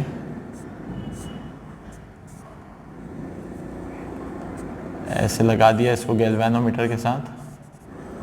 this is x, this is E equal to 6 volt, sorry 4 volt, and R equal to 2 ohm each. दोनों के लिए एक ही वैल्यू है, 4 वोल्ट की एक बैटरी, 2 ओम ईच। अब यहाँ सीरीज में आप जान चुके होंगे वही चीज़, फिर वही बात है, यहाँ 0 है, यहाँ 0 है, इधर कुछ ड्रॉप आएगा पर पहले निकाल लेना होगा, ये करंट पहले जाएगा I, तो हम यहाँ पहले साइड में I इक्वल टू E/R कर लें, तो 20/R, 10 और 10 20, 1 एम्पियर करंट आ गया। यानी इसके अक्रॉस 1 एम्पियर यानी 10 और 10 है, तो 20 का आधा आधा जाएगा, तो इसके अक्रॉस 10 वोल्ट आ जाएगा, और इसके अक्रॉस भी 10 वोल्ट आ जाएगा। यानी ये स्केल मिल गई मुझे 0 से 10 वोल्ट की। सोचो 0 से 10 वोल्ट की स्केल मिल गई। पर अब जो इसका ई इक्विवेलेंट बनेगा मेरा, वो तो ऐड हो जाएगा, यानी 8 वोल्ट आ जाएगा। ठीक है, एक सेकेंड, थोड़ा मुझे इसको 6 वोल्ट ले लेता हूं मैं। तो जो ई इक्विवेलेंट मिलेगा वो कितना आ जाएगा, 12 वोल्ट। मेरे पास जो मैक्सिमम ड्रॉप आ रहा है वो कितने का आ रहा है, 12 वोल्ट, 10 मीटर की लेंथ है और 10 वोल्ट आ रहा है, जो इक्विवेलेंट आ रहा है वो 12 वोल्ट आ रहा है। मैं इसको टैप करूंगा 0 से लेके यहाँ मुझे मैक्सिमम 10 वोल्ट ही मिल सकता है। टैप करते करते जाऊंगा, क्या मुझे यहाँ मिलेगी बैलेंसिंग पॉइंट या नल पॉइंट? नहीं मिलने वाली है। इसका मतलब ये फेल हो रहा है एक्सपेरिमेंट, क्योंकि जो मैक्सिमम पोटेंशियल ड्रॉप आपको मिल रहा है वायर के अक्रॉस वो 10 ही वोल्ट मिल रहा है, आपको जो मेजर करना है वो 12 वोल्ट है। इसका मतलब आपको कितना चाहिए था? तो आप देखो, सबसे पहले पोटेंशियल ग्रेडियंट निकाल दो। Potential gradient is 10 volt by 10 metre, it is 1 volt per metre. तो आपको ईएमएफ कितना मेजर करना है? इक्वलेंट 12 इक्वल टू के यानी 1 इंटू एक्स। तो एक्स इक्वल टू क्या हो गया? 12 मीटर की चाहिए भाई आपको लेंथ। जब आप ऐसे ही अरेंजमेंट में 12 मीटर की लेंथ लोगे, पर 12 मीटर की लेंथ भर लेने से काम नहीं होगा। मैं आपको एक बात बता दूं, कुछ जगहों पे मैंने देखा है इसको गड़बड़ बताया गया है। 12 मीटर की लेंथ लेने भर से काम नहीं होगा, ये गलत है बात भाई। 12 मीटर की लेंथ ले भी लोगे आप अगर, तो वो काम वैसे नहीं बनेगा। आपको उसके हिसाब से उस वायर के रेजिस्टेंस को भी मैनेज करना पड़ेगा। आपको रेजिस्टेंस को भी मैनेज करना पड़ेगा। मान के चल लो कि ये रेजिस्टेंस, जैसे हम लोग यहाँ पे अगर देखें तो यहाँ पे अगर हम देखें तो कुछ तो भी जैसे कि 20 ओम 10 ओम का ये था, और मेरे ख्याल से 10 ओम मैंने यहाँ लिखा था, ये है ना, तो 20 ओम का ये था। अगर आप 12 मीटर की लेंथ ले भी लेते हो तो 12 ओम हो जाएगा वो। तो 12 ओम और 10 ओम इसके हिसाब से पोटेंशियल ड्रॉप होगा। तो आपको ये समझना पड़ेगा, थोड़ा हमें उसको कैलिब्रेट करना पड़ेगा, थोड़ा हमें उसे एडजस्ट करना पड़ेगा, ताकि हमें इस लेंथ के अक्रॉस ये 12 वोल्ट मेजर करने के लिए कम से कम 12 वोल्ट से बड़ा पोटेंशियल ड्रॉप मिले, तब जाके पर्पस सॉल्व हो पाएगा, तब जाके बात बन पाएगी। ठीक है, तो यहाँ हम फिलहाल रुक जाते हैं, ठीक है ना। और हम इसके बाद अब नेक्स्ट जो वीडियोस हैं इसमें बहुत सारे क्वेश्चंस करेंगे पोटेंशियोमीटर पे या जनरल करंट इलेक्ट्रिसिटी पे। एक वीडियो कंप्लीटली डेडिकेटेड होगा सिर्फ और सिर्फ न्यूमेरिकल्स पे। तो यहाँ ऑफिशियली ये चैप्टर एंड हो गया है। कलर कोडिंग एक जो बात है वो भी मैं सिखाऊंगा, वो क्वेश्चंस में ही सिखा दूंगा मैं, वो बड़ी सिंपल सी चीज़ है, 10 मिनट का टॉपिक है, वो हो जाएगा। अगर आपको ये चीज़ें काफ़ी समझ में आ रही हों, सब कुछ आपको फ़ायदा दे रहा हो, तो बहुत ज़्यादा शेयर करें, कमेंट करें, सब्सक्राइब करें चैनल को। सबसे बड़ी बात, अगर आपने अब तक सब्सक्राइब नहीं किया तो सब्सक्राइब करें, ताकि आपको हर नए आने वाले वीडियो के बारे में अपडेट्स मिलती रहे, है ना। So will stop here, thank you very much.